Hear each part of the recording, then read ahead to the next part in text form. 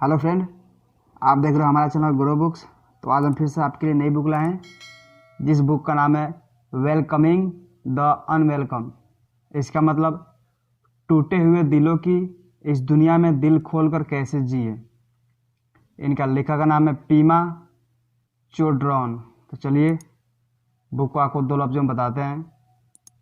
Welcoming the unwelcome 2019 में आई ये किताब हमारा परिचय बौद्ध धर्म के कुछ ऐसे सिद्धांतों से करवाती है जो रोज़मर्रा की ज़िंदगी में आने वाली परेशानियों के साथ लड़ने में हमारी मदद कर सकते हैं। लेखिका पेमा चोड्रोन ने इस किताब में बौद्ध धर्म की शिक्षाओं के साथ साथ उन तकनीकों और कार्यों के बारे में भी बताया है जिनका इस्तेमाल हर कोई आसानी से कर सकता है और अपना ज़िंदगी आसान बना सकता है। यह किताब किसके लिए है?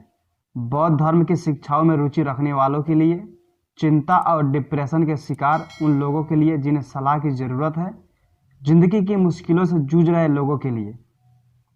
अध्याय नंबर 1, एनलाइटमेंट की खोज अपने दिल और दिमाग को जगाने के साथ शुरू होती है। हर कोई दर्द भरी और अनचाही फीलिंग से दूर भागना चाहता है और जब परेशानियां आती है तब सब अपने कंफर्ट जोन में छुप जाना चाहते हैं। लेकिन ऐसा करना हमेशा सही नहीं, खास तौर पर जब आप खुद को और इस दुनिया को गहराई से समझना चाहते हैं। अपनों और दूसरों की मदद करने और एनलाइटमेंट की राह पर चलने के लिए सबसे पहले आपको अपने दिल और दिमाग को अच्छे से समझना होगा, जिसे बौद्ध धर्म में बौद्धिकता कहते हैं। ये सफर चंद लम्हों का नहीं बल्कि पूरी जिंदगी का है, जिसमें चुनौतियां तो बहुत है लेकिन इसका इनाम भी बहुत बड़ा है। इस सफर पर चलकर आपके सोचने और जिंदगी जीने का तरीका बिल्कुल बदल जाएगा। बौद्धिकता हमें आगे के बारे में सोचना सिखाती है। ये हमें जजमेंट और पछतावे से दूर दया और प्रेम से भरी जिंदगी की तरफ लेकर आता है। आजकल के समय में जब लोग एक दूसरे से दूर होते जा रहे हैं, ऐसे में बौद्ध धर्म की ये शिक्षाएं लोगों में प्रेम और विश्वास का बीज बोती है, जिससे हम एक सुनहरे भविष्य की कल्पना कर सकते हैं। चाहे सेल्फ बेटरमेंट हो या एनलाइटमेंट, दोनों के लिए जरूरी है कि सबसे पहले अपना लक्ष्य अपने दिमाग में बैठा ले। इसके लिए आप बौद्ध धर्म की एक पारंपरिक राह यानी बौद्धिकता का सहारा ले सकते हैं। बौद्धिकता अपने दिल और दिमाग को गहराई से समझने में आपकी मदद करेगी, ताकि न सिर्फ आप खुद की बल्कि दूसरे की जिंदगी भी बेहतर बना सके। गौतम बुद्ध हमेशा कहा करते थे कि हर व्यक्ति कहीं ना कहीं कोई ना कोई अच्छाई जरूर छुपी होती है। इन अच्छाइयों से वो अपनी और दूसरे की मदद कर सकते हैं, लेकिन डर, भ्रम और कुछ बुरी आदतों के कारण उनकी अच्छाई छुप जाती है। इसलिए बौद्धिकता की राह में सबसे पहला काम है खुद को उन सभी बातों से आज़ाद करना जो हमारी अच्छाइयों को बाहर नहीं आने देती और हमें दूसरे की मदद करने से रोकती है। लेकिन इस राह पर चलने से पहले कमिटमेंट का होना बहुत ज़रूरी है, क्योंकि इस राह में बहुत सी मुश्किलें आएगी, जिन्हें पार करते हुए आपको सबसे पहले खुद को समझना और अपने अंदर छुपे उस ज्ञान को जगाना है जो आपको अपनी अच्छाइयों से मिलवाएगा। लेकिन बौद्धिकता की राह बहुत कठिन है। इस पर चलते हुए आपको अकेलापन, उदासी और दर्द जैसी अनचाही फीलिंग से होकर गुजरना होगा। ज़्यादातर हम इन फीलिंग्स का सामना करने के बजाय इनसे दूर भागने की कोशिश करते हैं और इसके लिए हम कभी अपने काम में खुद को बिजी कर लेते हैं तो कभी एंटरटेनमेंट का सहारा लेते हैं। पर एनलाइटमेंट के रास्ते पर चलने के लिए आपको अपने दिमाग को दोबारा से ट्रेनिंग देनी होगी, ताकि वो इन अनचाही फीलिंग से भागने के बजाय उन्हें महसूस करना सीखे। असफलता, नाकामी और दर्द जैसी भावनाओं से गुजरकर ही आपको बौद्धिकता का वो दरवाज़ा मिलेगा जिससे आप अपने दिल और दिमाग को जगा सकते हैं।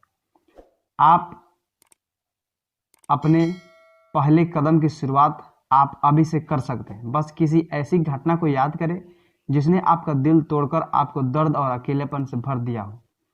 लेखा के शिक्षकों में से एक चोयोग टिग्पा रिनपोचे बताते हैं कि बौद्धिकता का रास्ता एक टूटे हुए दिल से ही होकर गुजरता है। उन्हें हमेशा वो घटना याद आती है जब वो 7 साल के थे और तिब्बत में रहते थे। एक दिन उन्होंने देखा कि कुछ मनचले लड़कों ने एक कुत्ते को पत्थर से मारते हुए मार डाला। इस बात से वो पूरी तरह हिल गए। वो अक्सर घटना को इसलिए याद करते थे ताकि वो दूसरे का दर्द महसूस कर उनकी मदद कर सके।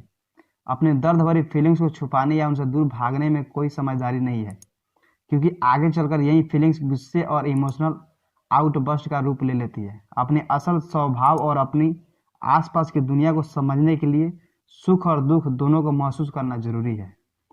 अध्याय नंबर 2, नेगेटिव सोच से ऊपर उठकर काइंडनेस को अपनाना ही बौद्ध धर्म की कुंजी है।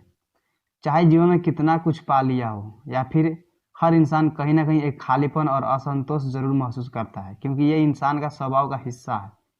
अपने इसी स्वभाव के कारण हम अपने आसपास की चीज़ों को दोष देते हैं, कभी मौसम को, कभी खुद को, तो कभी किसी और को। हर वो चीज़ जो हमारे हिसाब से नहीं है उसे हम बुरा या नकारा का लेबल दे देते हैं। दुर्भाग्य की बात यह है कि आजकल हमने दुनिया की हर चीज़ को अपने आप से अलग समझना शुरू कर दिया है। इस दुनिया को मैं और वो के लेबल में बदल दिया है। इंसान सोचने लगा है कि एक मैं हूँ और बाकी सब वो है, इसके बीच कुछ नहीं है। और इस मैं वर्सेस वो की फीलिंग ने बीच के सारे रिश्तों और उम्मीदों को ख़त्म कर दिया है। जैसे बारिश को ही ले लीजिए। अगर जिस दिन आपने पिकनिक या घूमने का प्लान बनाया है उस दिन बारिश आ गई तो आपकी उस पर बहुत गुस्सा आएगा, लेकिन जब आप घर बैठे अपने सोफे पर आराम कर रहे हो तो इसी बारिश की आवाज़ आपको सुकून देगी। इसका मतलब है कि बारिश अच्छी या बुरी नहीं होती, बारिश तो बस बारिश होती है। उसी तरह पेड़, समुद्र या नदी, ये सब बस एक नाम है। किसी व्यक्ति के बारे में नहीं पता था, उसी तरह किसी की उम्र, नागरिकता या उसकी जॉब भी उस व्यक्ति के बारे में बहुत थोड़ी सी जानकारी देती है। तो अगर देखा जाए तो किसी भी चीज़ को पूरी तरह समझने के लिए शायद हजारों लाखों शब्द भी कम पड़ जाएंगे। ये बात अलग है कि लेबल का इस्तेमाल हम दूसरों तक अपनी बात पहुंचाते समय भी करते हैं, लेकिन इन लेबलों का खतरनाक और अमानवीय प्रभाव तब होता है जब इनके इस्तेमाल से हम किसी व्यक्ति को दूसरों से अलग बताने की कोशिश करते हैं। आपको हैरानी होगी कि जो लोग दूसरे से बहुत भेदभाव करते हैं वो हमारी आपकी तरह ही हैं। वो भी हम सबकी तरह अकेलापन, दुख, डर और भ्रम में को महसूस करते हैं। सबसे अच्छी चीज़ जो आप कर सकते हैं वो है कि अगली बार जब भी आपको किसी व्यक्ति या किसी चीज़ से नाराजगी महसूस हो तो खुद को रोके और ये सोचने की कोशिश करें कि ये भावना आखिर आ क्यों रही है, इसकी जड़ क्या है। ऐसे पलों में कोशिश करें कि आप अपनी नाराजगी की भावनाओं को दया और अपनेपन में बदल सकते हैं। दूसरे शब्दों में कहा जाए तो हमें अपने अंदर छुपी दया और करुणा ढूंढनी चाहिए ताकि हम दूसरे की गलतियां को माफ कर सके और ये समझ सके कि दुनिया के सारे लोग एक जैसे हैं।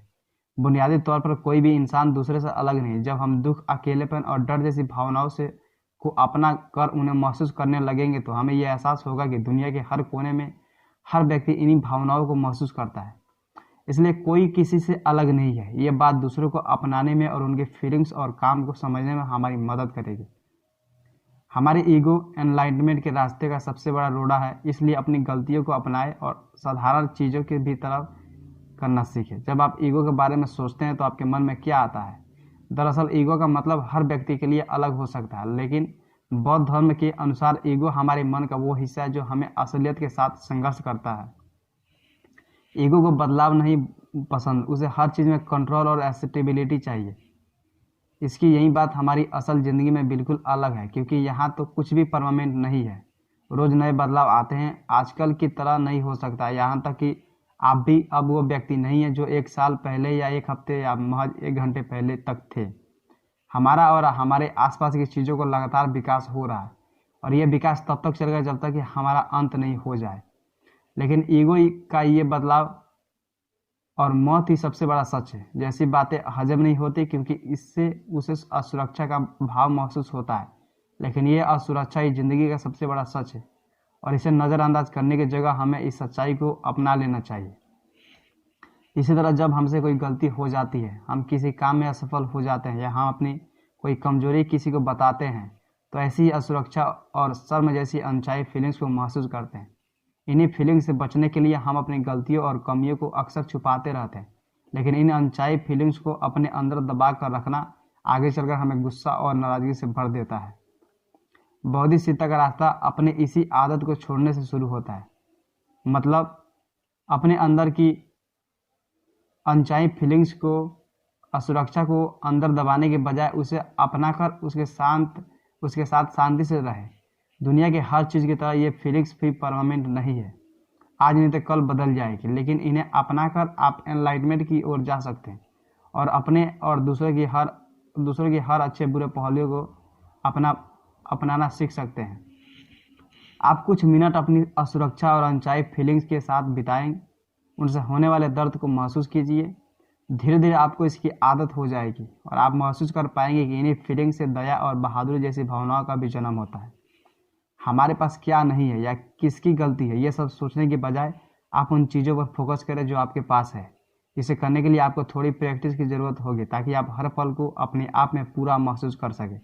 अगर आप हर चीज़ में कमियां निकालना छोड़ देंगे तो आपको हर साधारण चीज़ भी खूबसूरत लगने लगेगी, चाहे वो आपका रोज का ब्रेकफास्ट हो या किसी अजनबी की दी हुई एक छोटी सी स्माइल। इसके लिए आप एक मंत्र अपने दिमाग में बैठा लीजिए कि जो जैसा है वो वैसा ही पूरा है और खूबसूरत है, और मैं भी जैसा हूँ अपने आप में पूरा हूँ। इससे आपका मन कमियों के बारे में सोचना छोड़ देगा और जो जरूरी है उस पर फोकस करना शुरू कर देगा। अध्याय नंबर 3। चूंकि जिंदगी लगातार बदल रहती है, इसलिए खालीपन का एहसास आपके लिए विकास का अवसर भी हो सकता है। जिंदगी का सबसे बड़ा फैक्ट यही है कि वो एक पल में बदल सकती है। एक शाम लेखा जॉन डिडियन और उनके पति रोज की तरह डिनर कर रहे थे, तभी अचानक उनके पति को कार्डियक अरेस्ट हुआ और कुछ ही सेकेंडों में उनकी मौत हो गई। उन्होंने एक किताब the year of magical thinking लिखी, जिसमें बताया गया है कि कैसे उसके पति की मौत के बाद उनकी दुनिया में अचानक सब कुछ बदल गया। ये किसी के साथ भी हो सकता है और कभी भी हो सकता है कि आज तक आप जिस चीज़ पर काम करते आए थे और जो आपके लिए सब कुछ था वहीं चला जाए और उसके बाद आपको ज़िंदगी का हर काम बेमतलब सा लगने लगे। ऐसे में आपको अपनी ज़िंदगी में खालीपन का एहसास होने लगता है। हो सकता है आपके किसी खास की मौत हो जाए या आपको अचानक पता चले कि आपका अडॉप्ट किया गया था, या ये भी हो सकता है कि किसी दिन आपको आपका पति आके बोले कि वो किसी और को पसंद करने लगा है, इसलिए आपसे तलाक देना चाहता है। कुल मिलाकर देखा जाए तो ज़िंदगी में ऐसा भी कुछ हो सकता है जिसके बाद आपको ज़िंदगी में कोई आधार ही नज़र नहीं आएगा। क्रोनिक डिप्रेशन के पेशेंट को भी उसकी ज़िंदगी बेमतलब लगने लगती है, क्योंकि जिन कामों को करने में उसे पहले खुशी मिलती थी वह अब उसके लिए कोई मायने ही नहीं रखते। लेकिन ऐसे ही बेमतलब और खालीपन का एहसास हमें एनलाइटमेंट की तरफ ले जा सकता है। बौद्ध धर्म की शिक्षाओं में इस खालीपन के स्टेज को शून्यता का नाम दिया है। इस स्टेज में आप उन सारी चीज़ों को इमोशंस के बोझ से आज़ाद हो सकते हैं जो आपकी बोधशिकता के रास्ते पर चलने से रोकते आया है। जब आप शून्यता के एहसास को खुद महसूस करेंगे और उससे अच्छे से समझने लगेंगे तो आप दूसरे के दर्द को भी समझ पाएंगे और आपको एहसास होगा कि वो किस दुख से गुजर रहे हैं। लेकिन दुख और खालीपन के एहसास को दर्द को आराम में बदलना इतना आसान नहीं होता। इसके लिए हमें पहले समझना होगा कि ये सारी फीलिंग्स टेम्पररी है, आज है शायद कल नहीं रहेंगे। इसलिए आप इन फीलिंग्स को महसूस करने में जितना समय बिताएंगे आपको उतनी ही उनकी आदत होती जाएगी, और जब अगली बार ये फीलिंग्स आपको सताएगी तो आप आराम महसूस करेंगे। थोड़ी प्रैक्टिस से आप इन खालीपन के एहसासों को पॉजिटिव बदलाव में बदल सकते हैं। हर पल कोई जन्म लेता है तो कोई मरता है और फिर वह एक बार याद बनकर रह जाता है। इसलिए आपका काम बस इतना है कि जो आज आपके पास है आप उसकी खुशी मनाएं और इस बदलती और बढ़ती ज़िंदगी के पहिए को चलते रहने दें। ज़िंदगी में ज़्यादा आराम का अनुभव करने के लिए अपने कंफर्ट जोन को दायरा बना कर रखें।